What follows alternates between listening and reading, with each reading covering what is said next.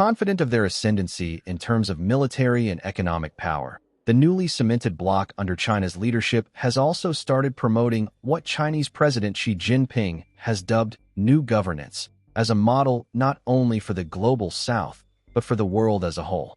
In other words, the Middle Empire, presumably backed by Russia and a number of Eurasian nations, hopes to extend military and economic competition with the West to the political domain, something it had studiously avoided for decades when the Western democratic model appeared to be in the ascendancy. For over 3 decades, the Freedom House indicator claimed a steady rise in the number of nations moving towards some form of democratization. In recent years, however, that indicator and other studies have shown the curve to be moving in the opposite direction. The idea of a rival model started with Russian President Vladimir Putin's attempt to annex Ukraine after successfully annexing parts of Georgia. Alexander Dugin, Putin's ideological guru, argued that stopping the expansion of the North Atlantic Treaty Organization, NATO, did not mean a break with basic democratic tenets. Russia and other powers such as China could offer a disciplined or illiberal version of democracy to the West's chaotic system, in which power is used by pressure groups and lobbies in the interest of certain constituencies. At first glance, illiberal democracy as a model seemed to have a strong starting point. Of the 15 nations that became independent entities after the fall of the USSR, only 3, the Baltic republics, have moved to build Western-style capitalist democracies, becoming full members of the European Union and NATO. But that was no surprise. All 3, annexed by Soviet dictator Joseph Stalin, had never been fully Sovietized. Dugin has no problem with Belarus, which has remained a Soviet-style state closely linked to Moscow. Despite occasional anti-Moscow musings by the ruling elites, the Soviet system also remains the model in Kazakhstan, Kyrgyzstan, Uzbekistan, Tajikistan, and Turkmenistan. Georgia tried to westernize, but had to backpedal in 2008 after Putin invaded and snatched away South Ossetia and Abkhazia, and is now back in Russia's influence zone. Azerbaijan, gripped by an identity crisis, has tried to keep the Soviet system while forging alliances with Turkey and Israel, plus special relations with the US as a varnish.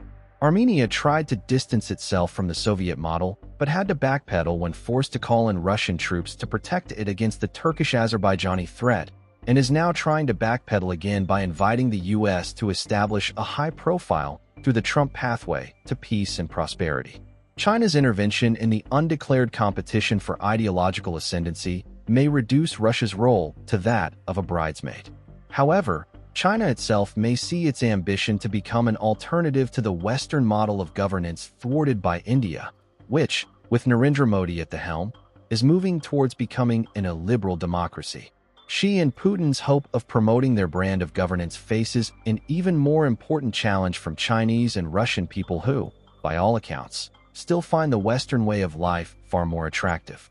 More than 50 million Chinese travel to Western Europe and North America each year, but pointedly shun Russia and the Eurasian, stands not to mention North Korea.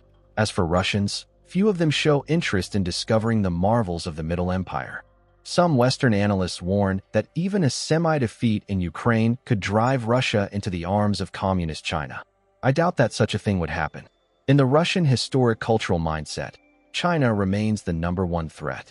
The fact that its economy leaves Russia in no position to seek more or less balanced relations with China must also be considered. Russo-Chinese relationship could only assume a neo-colonial identity, with Russia as an exporter of raw materials, including oil, gas and minerals, and an importer of capital, manufactured goods, and even settlers. Right now, an estimated 3.3 million Chinese settlers are developing new farming and light industrial projects, mostly in Siberia and the Sino-Russian borderlands.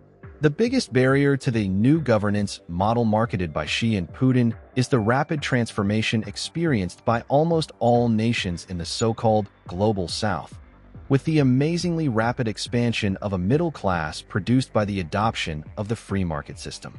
Today in Russia, China, and much of the Global South, we witness patterns of material and cultural consumption developed by Western nations since the 18th century. Capitalism was bound to lead to democracy in the old Westphalian nation-states, which lived under models of governance no less authoritarian or illiberal than what we have in China and Russia today. 2 decades ago, the emerging middle classes in China and Russia tried to imitate the superficial aspects of the Western model. Chinese tourists still line up in the Champs-Élysées from 7 a.m. to plunder Parisian luxury shops. But the other day, I couldn't believe my eyes when I saw half a dozen Chinese tourists piling shopping baskets with musical records, DVDs, and books. "It is for friends back home," a slender Chinese maiden explained half apologetically.